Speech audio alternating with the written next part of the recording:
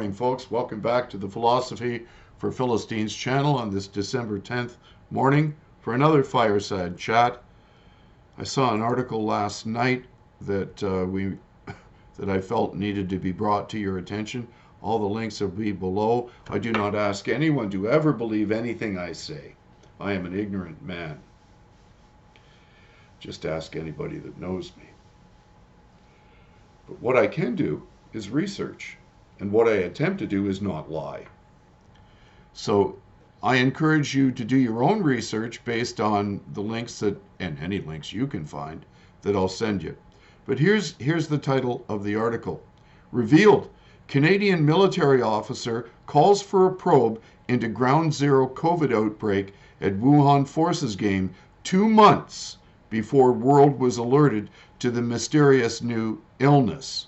Long-serving officer among many athletes who fell sick with debilitating illness. They had attended the World Military Games in Wuhan in 2019. He fears he was at ground zero of COVID and has demanded investigation. This was published on January the 8th in the Daily Mail out of Britain.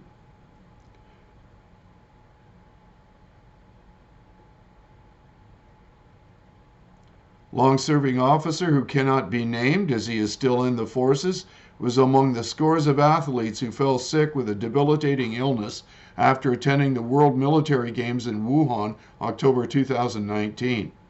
He said foreign competitors found the city of 11 million people like a ghost town. And so many cases of a mysterious virus afflicted the Canadian team that a quarantine section was set up on their military flight back home. The officer is still suffering from the effects of his illness, despite previous high levels of fitness, said a military-appointed doctor later said he almost certainly caught COVID. His revelations fuel concerns that the Chinese government covered up the outbreak with devastating consequences.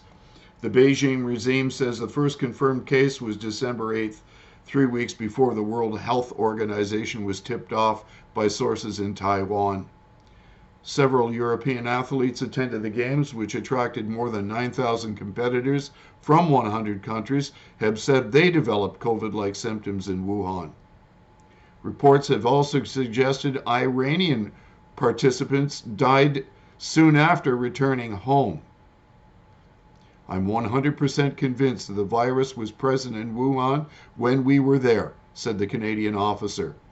The burden of proof is on the scientific community and intelligence experts to prove, not for the athletes.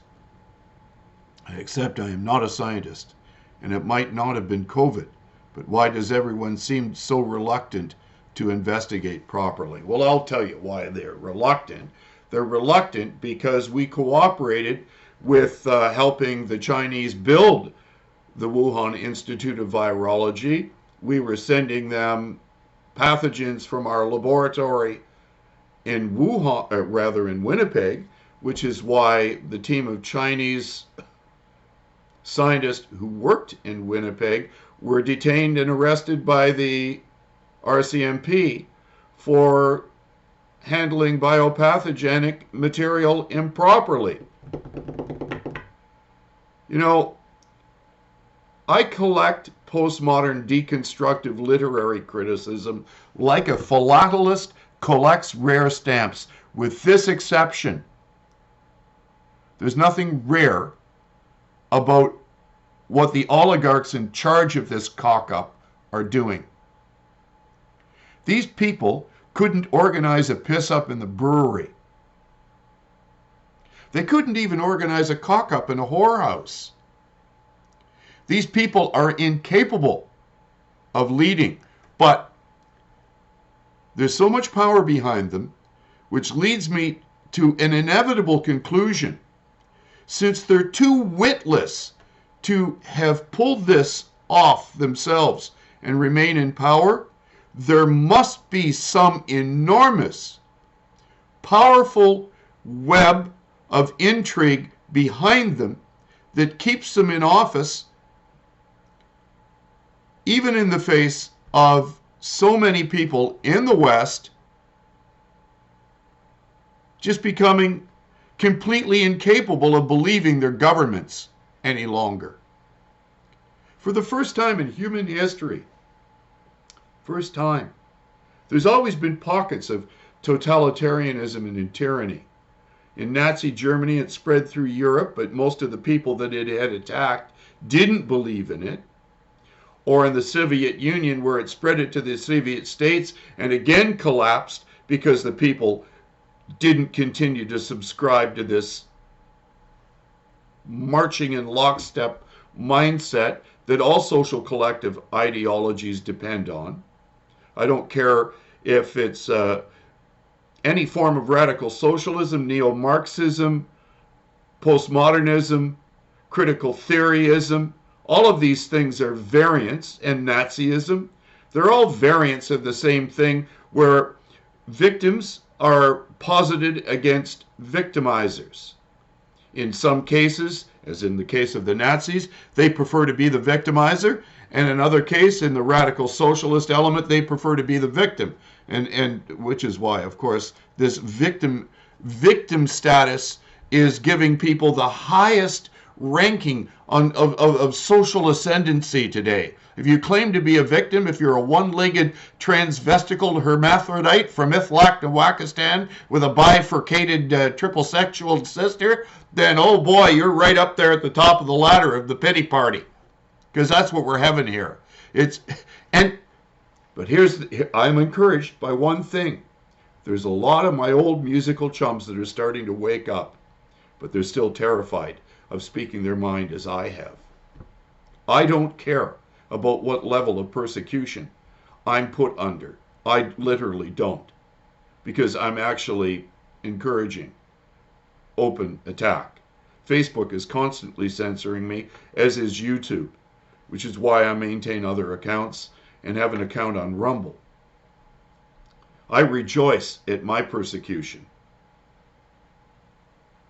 But it is time for those of you who have good faith, for those of you who realize that we are being lied to on a massive scale, that you begin to demand of your members of parliament, your members of provincial parliament, your local governments, to obey the rule of law, restore our constitutional rights, and recognize that those rights aren't given by the Constitution, but they are inherent and God-given. The Constitution merely recognizes them and promises to protect us from the overreach of the state. For 2 years, emergency measures have allowed our governments all throughout the Western world, certainly here in Canada, to ignore constitutional law. Nothing could be more dangerous.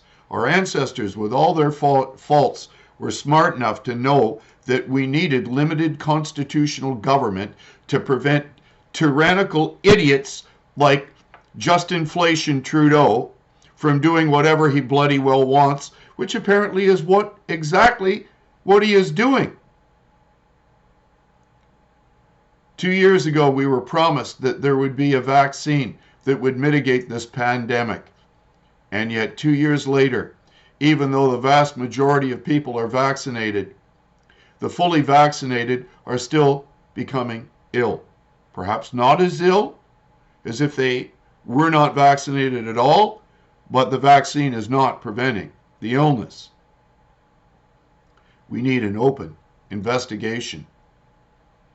We need to restore limited constitutional government and transparency.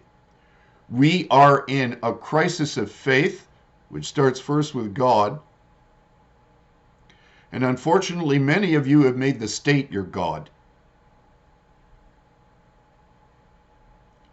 The state cannot mitigate this crisis. The state actually caused it. Our cooperation with the CCP in Wuhan led to this pandemic. And I have good indicators that early in the fall of 2019, that there are many countries, Western countries, who were aware that something was coming down the pipeline. Time to wake up. Time to be bold. It's not time to sit on the fence anymore. If you realize that there is even some modicum of truth in what I'm saying, search the links I provide for yourself. Read this article from the Daily Mail. And with that, I say God bless you all and pray like you've never prayed before that the Lord restore limited constitutional government to the West. Cheers.